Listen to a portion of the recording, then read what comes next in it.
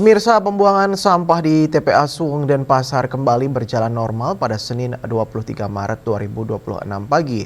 Sebelumnya, TPA Suwung sempat ditutup sementara sesuai kebijakan Kementerian Lingkungan Hidup.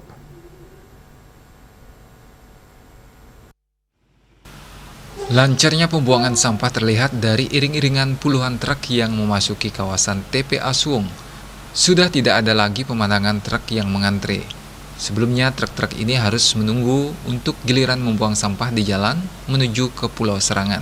Sekitar pukul 10 mereka tampak mulai beriringan memasuki kawasan TPA Suwung untuk membuang sampah yang telah diangkut bahkan dari sehari sebelumnya.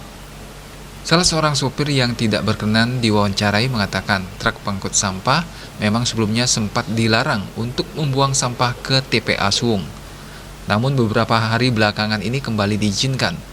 Pihaknya yang tidak mengetahui apa alasannya karena hanya bertugas membuang sampah ke TPA Suwung. Dia juga mengatakan untuk bisa membuang sampah ke TPA Suwung penuh perjuangan karena harus bergilir dan mengantri yang membutuhkan waktu yang cukup lama, bahkan bisa 1 hari. Terlebih sopir yang berasal dari jauh bahkan sampai harus menginap agar dapat membuang sampah ke TPA Suwung. Lamanya proses bongkar muat sampah ini secara otomatis membuat mereka merogoh kocek yang lebih dalam untuk kebutuhan makan minum selama menunggu. Terkait kendala pembuangan sampah ke TPA Suwung, pihaknya mengatakan tantangannya ada di jalan yang hancur dan sempit. Jika ada truk rusak, antrean akan sangat panjang dan melelahkan.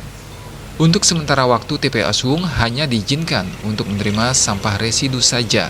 Sampah organik diharapkan bisa dikelola di tingkat rumah tangga. Kondisi ini terus berubah sesuai kebijakan dari Kementerian Lingkungan Hidup. Riase, Bali TV.